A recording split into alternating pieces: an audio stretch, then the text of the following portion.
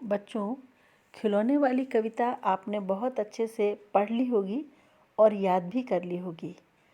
अब हम इसी कविता में से कुछ प्रश्नोत्तर करेंगे और उन्हीं में से पहला प्रश्न है कि खिलौने वाला कौन कौन से खिलौने बेच रहा था। तो जब आपने कविता पढ़ी होगी, शुरू की होगी पढ़नी, तो शुरू से ही उसमें खिलौने वाला कौन कौन से खिलौने लेकर आया है, ये एक के बाद एक लिखा हुआ है।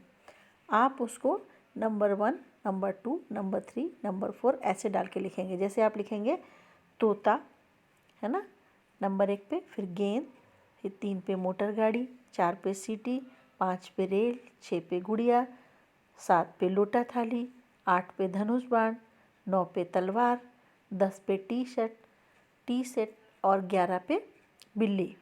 ठीक है, यही चीज़ें खिलौने वाला लेके आया था।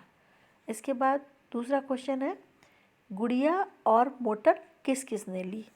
तो कविता में आपने पढ़ा है कि मुन्नू ने गुड़िया ली और मोहन ने मोटर गाड़ी। यही आप उत्तर में लिखेंगे।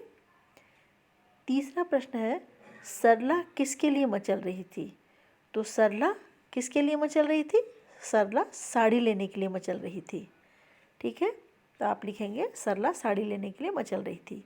क्वेश्चन नंबर 4 है, माँ ने बालक को कितने पैसे दिए थे। तो माँ ने बालक को पैसे दिए थे 4 पैसे। कितने पैसे दिए थे? 4।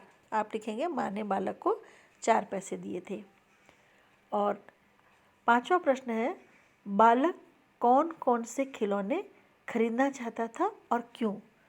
तो आपने पूरी इस कविता को पढ़ के जान लिया होगा कि बालक जो है वो तलवार और तीर कमान लेना चाहता था, क्योंकि वह रामचंद्र जैसा बनना चाहता था। यही उत्तर आपको लिखना है कि बालक तलवार और तीर कमान लेना चाहता था क्योंकि वह रामचंद्र जैसा बनना चाहता था।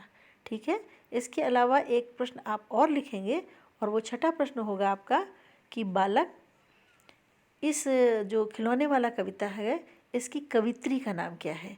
तो खिलौने वाली कविता की कवित्री का नाम है सुभद्रा कुमारी चौहान। ये आप 6ठा प्रश्न लिखेंगे। ठीक है।